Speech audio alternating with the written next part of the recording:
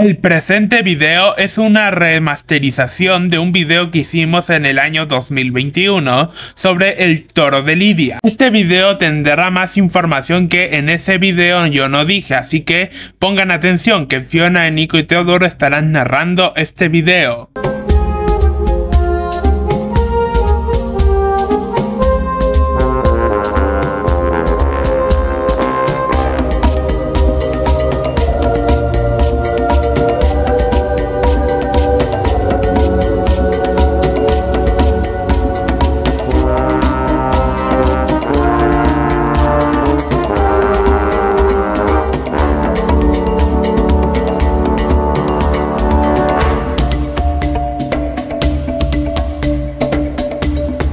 Bienvenidos una vez más a Diario del Reino Animal con Fiona, Nico y Teodoro. Para nadie es un secreto que el toro de Lidia ha dividido a la comunidad científica, a los aficionados y a los que no les interesa saber mucho del tema. Es un animal totémico, es la clara representación de la lucha entre el hombre y la bestia y además es un animal representante de la fuerza. Vamos a conocer sus orígenes, las diversas ganaderías que se encargan de la protección y el cuidado del toro de Lidia en el campo y además vamos a conocer los encastes, así que pónganse cómodos y echen las suertes al torero. Esto es Diario del Reino Animal. El toro de Lidia procede del uro al igual que las otras razas de ganado vacuno. El uro actualmente está extinto, pero su sangre está en varias razas de ganado vacuno, incluida la raza de Lidia. El toro de Lidia procede del tronco ibérico, que como dice su nombre, engloba a todas las razas autóctonas de la península ibérica, que desde tiempo inmemorial dieron origen a las primeras formas de tauromaquia.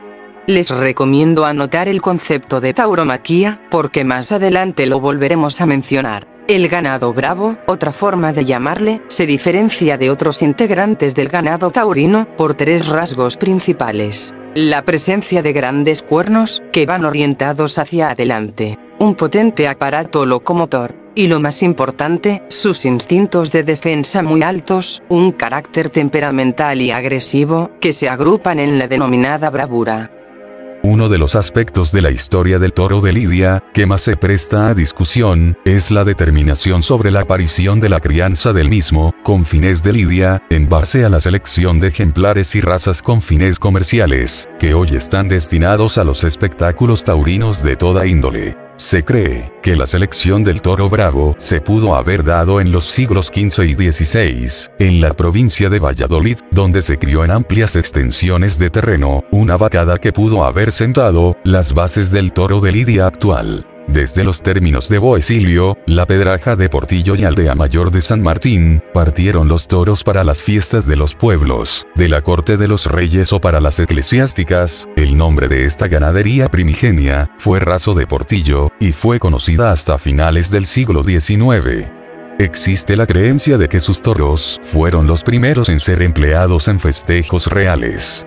Paralelamente, en otros sitios de España comenzaron a desarrollarse las ganaderías de toros de Lidia. Andalucía se puso en la cabeza de la crianza de los toros, pero también otros toros tuvieron su importancia, como los que se criaron a las orillas del Jarama, un río ubicado en España, los llamados Gijones de Villarrubía de los Ojos, los toros navarros y los toros aragoneses. Fue en la segunda mitad del siglo XVII cuando las vacadas de toros bravos empezaron a organizarse, aunque todavía sin fines claramente comerciales. Tuvo que pasar un siglo más para que el espectáculo taurino cobrara auge y aparecieran las ganaderías orientadas claramente a los espectáculos taurinos ya con fines comerciales. Así pues, el toro bravo actual puede considerarse como el resultado del trabajo de selección efectuado a principios del siglo XVIII, mediante la prueba de la tienta, a fin de elegir para su reproducción a los ejemplares en los que concurrieran determinadas características, aquellas que permitieran el ejercicio de la lidia, es decir, la sucesión de suertes que se ejecutan en las corridas de toros, desde que el toro sale al ruedo hasta que el diestro le da muerte y es arrastrado por las mulillas, manteniéndose como sostén del mismo la bravura.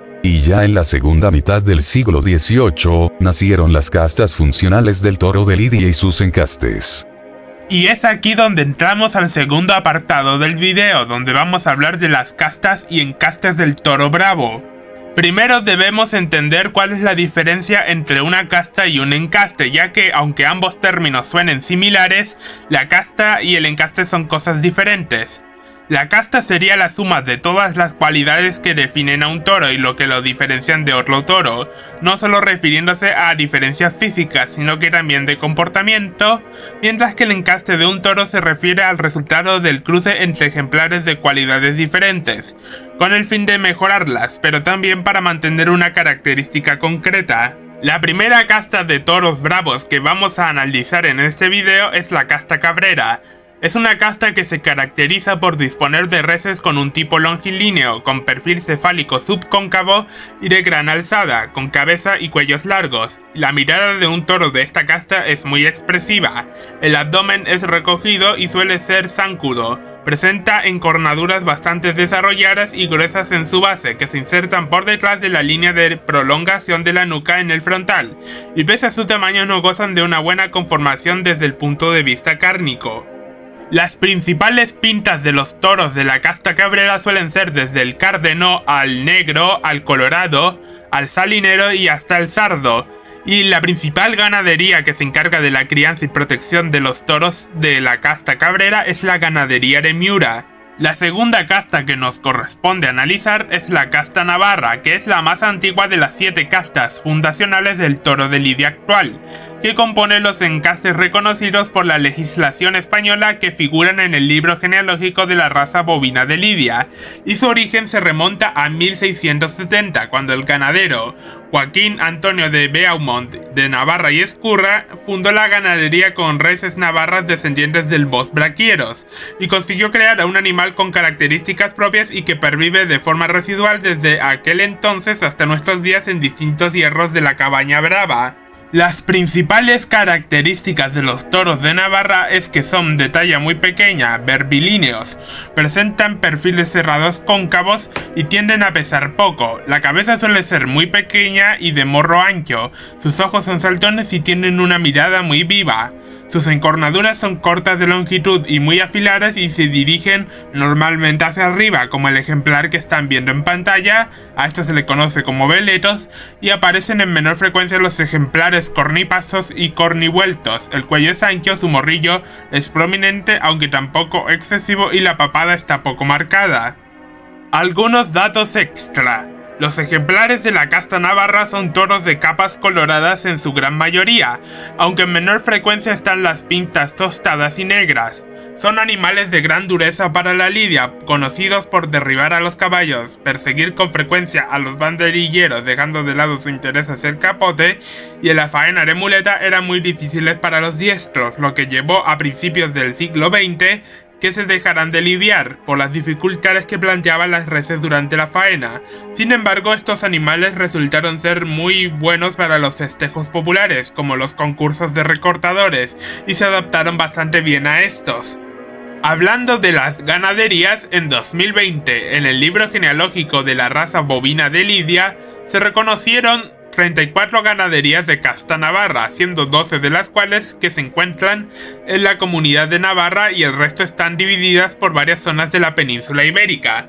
Las cifras totales son de 2.652 vacas de vientre y 129 sementales. Dentro del ganado usado en los festejos taurinos se pueden contar un total de 692 reses de casta navarra. La otra casta de los toros de Lidia es la casta vasqueña. Esta es una de las 7 castas fundacionales del toro de Lidia actual, reconocida dentro de la legislación española y del libro genealógico de esta raza bovina. Su origen se remonta a 1737, cuando el ganadero sevillano Gregorio Vázquez funda su ganadería con toros de distintas procedencias y consigue crear un animal con características propias y que pervive de forma residual en la cabaña brava hasta el día de hoy, con distintos hierros. Y los primeros ejemplares de esta casta debutaron en la Plaza de Toros de Sevilla el 2 de mayo de 1762, lidiándose un toro de la ganadería Gregorio Vázquez junto a otras reses de distintas procedencias. Las principales ganaderías son la de Tomás Prieto de la Cal y la de Concha y Sierra. Ambas ganaderías tienen a la casta vasqueña. Como principales características de la casta vasqueña tenemos que los toros de esta casta se diferencian de otros miembros de la raza bovina de Lidia por ser reses de talla media, muy carifoscas, anchas y con la piel un poco más gruesa que el conjunto de ejemplares de este tipo de bovinos. Las extremidades son gruesas y más bien cortas. Las encornaduras presentan un buen grado de desarrollo, presentan gran variedad de pelajes, dándose todos los tipos de pintas de estos animales que van desde el cabonero como el toro de la imagen, pasando por los berrendos, los colorados, castaños hasta de color negro. Y en la actualidad subsisten dos líneas de esta casta, la de Concha y Sierra siendo más cornalones y cornialtos y la del Duque de Veragua que poseen encornaduras en gancho y con menor longitud. Tenemos después a la casta Gallardo, que es una de las 7 castas fundacionales del toro de Lidia actual, y que está reconocida tanto en la legislación española como en el libro genealógico del mismo. El origen de esta casta se remonta a mediados del siglo XVIII, derivando del ganado bravo del que disponían los frailes dominicos del convento de San Jacinto de Sevilla, y que desde 1790 estuvo en manos del comerciante Francisco Gallardo, del que recibe su nombre esta casta. La principal ganadería que se encarga de criar a los toros de esta casta es la del partido de Resina, antiguamente conocida como Pablo Romero. Como principales características tenemos que las reses de la casta Gallardo son meriolíneos, de perfil subcóncavo, con tendencia a la hipermetría como consecuencia del gran desarrollo de las masas musculares, especialmente del dorso, lomo y tercio posterior. Estas reses poseen además un gran desarrollo óseo y son finos de piel. La cabeza es corta y hay predominio de animales chatos y además carifoscos. Las encornaduras en gancho tienen una longitud media y son muy armónicas. El cuello y el morrillo del animal aparece muy bien desarrollado y el pecho es ancho con los costillares muy arqueados y las extremidades son más bien cortas y bien aplomadas. La casta Gijona y de la Tierra es una de las 7 castas fundacionales del toro de Lidia actual, que están reconocidas por la legislación española así como en el libro genealógico del mismo. Su origen está en los toros heterogéneos que pastaban en las tierras de la Ciudad Real, Madrid, Albacete y Montes de Toledo, conocido como toros de la tierra, y que pertenecían al real patrimonio y que se destinaban casi siempre a abastecer de carne a la villa y a la corte. Esta casta fundacional fue una de las más importantes en los orígenes de la fiesta taurina. Esta es la morucha castellana, considerada como la casta más antigua de ellas, pero en la actualidad no quedan reses puras de esta casta y solo pueden vislumbrarse lo que pudieron haber sido las reses gijonas a través de ciertos rasgos que pueden apreciarse en las pocas ganaderías de Lidia que conservan algo de ellas. Los toros de la casta Gijona y de la Tierra tienen los siguientes rasgos zootécnicos. Son vastos de churas y grandes de alzada, con un peso destacable y ligeros de patas y además animales muy resistentes. Sus encornaduras están bastante desarrolladas y están orientadas hacia arriba, y hay un predominio de las pintas coloradas en sus distintas variables, desde el melocotón hasta el pelaje retinto, siendo predominante también el colorado encendido, aunque en menor frecuencia se da también los toros castaños y negros. Continuamos con la casta morucho castellana. Esta casta del toro de Lidia surgió durante el siglo XVI en la provincia de Valladolid, pero lastimosamente en la actualidad está extinta, debido principalmente a que no hay ninguna ganadería en América y Europa que conserve reses vivas con la carga genética propia de esta casta. Pero sin embargo, mediante estudios modernos es posible conocer cuáles eran algunas de las características propias de las reses de Lidia de esta casta. Los toros de la casta morucho castellana eran toros de pelaje negro con accidentes como bociblancos, es decir que había un halo de pelos blancos en el hocico y en la boca. Eran animales de gran talla, con ojos saltones y cuello alargado, y eran de carácter principalmente bravos, pero en la suerte de varas resultaban ser mansos. Y para finalizar conoceremos a la casta Vista Hermosa. Se trata de uno de los prototipos raciales más extendidos del toro de Lidia en la actualidad, presentando distintos subtipos o encastes que disponen de características propias y bien diferenciadas. Los orígenes de esta casta se remontan a 1733, cuando los hermanos Francisco y Tomás Rivas forman una ganadería de la que derivaría esta casta. A continuación vamos a conocer todos los encastes relacionados con la casta Vista Hermosa del Toro de Lidia, pero de manera muy superficial, ya que o si no el video no terminaría nunca. Empezando con la línea del Barbero de Utrera tenemos a los encastes Urcola Contreras, Murube Urquijo, Antonio Pérez de San Fernando y Baltasar Iván. De los encastes derivados del Parlade tenemos al encaste Conde de la Corte, al Atanasio Fernández, al Gamero Cívico, al encaste Perlajas, el encaste Núñez, el encaste Juan Pedro Domecq, uno de los más conocidos, y el encaste Torre Estrella.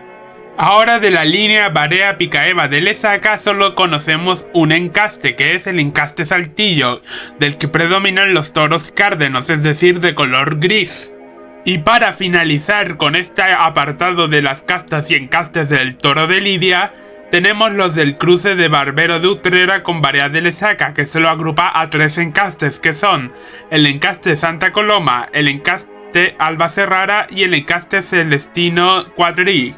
Ahora vamos a hablar de la vida del toro bravo en el campo, de cómo se realiza la faena, para que todos vean que la cosa no se mide en blanco y negro, sino en una escala de grises. El ganado bravo se cría mayoritariamente de forma extensiva en explotaciones conocidas como dehesa, y que en su mayor parte se encuentran en zonas de desarrollo rural de la península ibérica y de las otras partes del mundo donde se encuentran estos animales. La realidad es que existen 2 definiciones para dehesa. La primera alude a un bosque formado por encinas, alcornoques u otras especies, con estrato inferior de pastizales o matorrales, en los que la actividad humana ha sido intensa en la totalidad del terreno. La segunda definición alude al tipo de gestión, de fincas privadas destinada a la explotación agroganadera sobre el bosque mediterráneo, del que se obtienen simultáneamente múltiples recursos. Con la que nos quedamos nosotros es con la primera, y es que muchas ganaderías de toros bravos forman auténticos ecosistemas, donde no solo encontramos animales domésticos, sino que también animales silvestres, como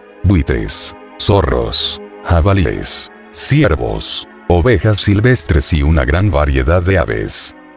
Lo más difícil de manejar al ganado bravo, es lo que le da el nombre, y es que estos animales son de carácter agresivo desde el nacimiento, pues la bravura es algo que se dará, y no es que al toro lo entrenen para ir a la plaza, de hecho un toro no conoce la plaza hasta el día en que se lleva a cabo su lidia. El manejo del ganado bravo es diferente al ganado de carne o de leche, puesto a que se procura que los animales estén en perfectas condiciones, se les maneja muy poco para evitar el estrés, solo se realiza su manejo para desparasitar o vacunar al ganado.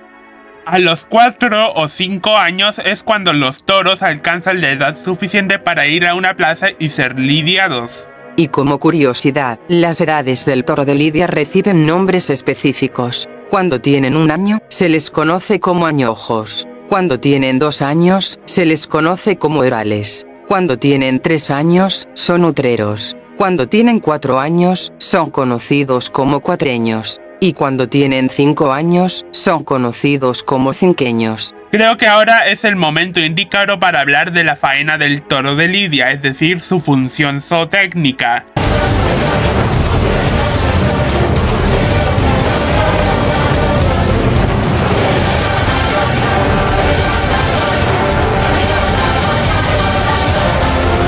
Como bien dijimos, todo se mide en una escala de grises, ya que este será el apartado más polémico sobre este animal y el que tiene dividido a la comunidad científica, a los aficionados o incluso a la gente que no le interesa saber del tema, y es que el toro de lidia sirve para los espectáculos taurinos. Sí, aunque suene cruel, es gracias a la tauromaquia que existen los toros bravos. Al principio del video, les dije que anotaran este concepto, ahora es cuando debemos entender que el toro de lidia surgió gracias a esta actividad, que no engloba solo las corridas de toros, la fiesta de los toros abarca novilladas, corridas de toros, capeas, becerradas, encierros, concursos de recortadores, entre muchos otros festejos. Algo que hay que aclarar, es que esta raza bovina no se cría para carne o para leche, si bien es cierto que su carne es comestible, no se destinan a los toros de esta raza para la carne. Los toros que han sido descartados para la lidia en una ganadería, suelen ir a los rastros o a otras explotaciones ganaderas. La ganancia de carne del ganado bravo es poca en comparación al ganado para producción, por lo que se deberán imaginar porque no están destinados a la carne. Ahora vamos a hablar del tema de las corridas y desvelaremos algunos mitos sobre estas. Cada parte de una corrida, desde el tercio de varas, el de banderillas y el tercio de muleta y muerte del toro, tiene un porqué, y es que ahí se pueden ver las características como la bravura, la mansedumbre y la huida. Si un toro inmediatamente que el torero le da el primer capotazo, se regresa y no sigue dando vueltas en el ruedo, es un toro que de facto va muy bien, porque ahí se comprende la bravura y su objetivo de lo que es tratar de eliminar al torero, porque lo considera una amenaza para su territorio. Por ejemplo, lo que ha sucedido muchas veces, si un toro brinca la plaza o si trata de escapar, ahí se denota lo que vendría a ser la mansedumbre, la huida, la cobardía de un toro. Ojo que no siempre es así, ya que se puede deber por lo aturdido del toro al salir de la sombra del pasillo hacia la luz de la plaza, aunque a veces esto puede ser considerado como indicios de mansedumbre. En otras cosas, el tercio de varas, el de picar al toro montado sobre un caballo, aplica para denotar la bravura del animal. Si un toro embiste fuertemente contra el caballo, si no desiste, es decir que no se retira al sentir la puya, quiere decir que un toro es bravo. Si el animal aguanta bien lo que dure la estocada, esto quiere decir que es un buen toro, que es un toro fuerte. Incluso esto es denotado también cuando los toros derriban a los caballos y otros factores. Ahí si el toro más se mantenga, y si embiste al caballo, es visto como un toro aceptable, y si el animal empuja más, es que es un toro excelente. Ahora si el toro al sentir la puya, se escapa, si ya no quiere seguir, es un mal indicio porque esto indica que el animal es manso. De ahí que el tercio de banderillas se comprende lo mismo que el tercio del capote. Cuando el toro es llamado por el banderillero, ahí se comprende que tanta es la dedicación o la decisión del toro de atacar al torero, sin importar la distancia. Mientras a más distancia y que el toro reaccione al torero y quiera atacar, es un buen inicio, ya que es indicio de bravura, de ataque, y ahí se denota la velocidad del toro. Ahora si el animal apenas galopa y todo, esto indica que el toro no es muy bueno que digamos, y si da un arranque veloz y muy rápido, además de atener bien al llamado, eso se considera perfecto, ya que ahí se denota su dedicación. Ya en el tercio de la muleta, si el toro atiende muy bien a la muleta, si sigue muy bien al torero, si no se detiene o se queda a medio camino, si la embestida es continua, si el toro continúa el viaje de la muleta, se le considera perfecto, porque no se está quedando atrás. Algo a destacar, es que el cansancio no afecta al toro, ya que de lo cansados, de 5 a 10 minutos del toreo, pues ya no quieren continuar a la muleta, ya no la quieren seguir, como se dice comúnmente, se quedan a medio viaje. Ahora si necesitan que el torero les insista mucho, es un mal aspecto en un toro. Si el animal aguanta bien las tandas de muletazos, esto quiere decir que es un toro bueno, que atiende y asiste. Estos son en general los aspectos que se toman en cuenta para una buena faena. Ya dependerá a veces también del gusto de los aficionados, o el criterio del juez si se le otorga al toro el indulto o no. A quien no lo sepa, el indulto significa que al final de la lidia de un toro no se cumple el tercer tercio en su totalidad. En lugar de darle muerte, pasa a los corrales directamente para recuperarse de la lidia, sometiéndose a las curas necesarias para su recuperación y devolviéndolo a su campo de origen, es decir que el toro se le perdona la vida para que se convierta en un semental. Y un mito que quisiéramos sepultar sobre la faena del toro, es de que si un torero es asesinado por un toro, se tiene que borrar el linaje de ese toro, es decir que se tiene que sacrificar a su madre, hermanos y demás parientes. Esto es falso, solo se realizó una sola vez, cuando un toro mató al torero de nombre Manolete. Este fue un error del que después los ganaderos y toda la gente que apoyó la idea se arrepintieron, y hasta la fecha nunca se ha vuelto a hacer. Es cierto que algunos toros sí llegan a acabar con la vida de los toreros, pero son los riesgos a tomar. Para finalizar este video, quiero recalcar de que es vital conocer a todos los animales, independientemente de que no nos gusten algunas cosas para las que fueron destinados técnicamente, ya que nos guste o no, algunos animales dependen del hombre para su supervivencia, tales como las mascotas, o sea los perros y los gatos, el ganado vacuno, los cerdos, las aves de corral, etc., ya que estas formas de animales domésticos no existen como tal en la naturaleza, sino que son creadas por el ser humano y son seleccionadas bajo los criterios del mismo. Es cierto que mis ancestros, los lobos grises, sí siguen existiendo en la actualidad, pero debo reconocer que los perros, surgimos y nos mantenemos como especie gracias a la especie de Nico. Los animales domésticos ya no pertenecemos a la naturaleza, es más, algunas razas no podrían sobrevivir en un ambiente natural, debido a los rasgos que el ser humano ha potenciado, mediante la selección artificial. Por eso te invitamos a comentar con respecto a tus ideas en los comentarios. Es cierto que el tema de las corridas de toros, a unos les gusta, a otros no, pero no queremos peleas.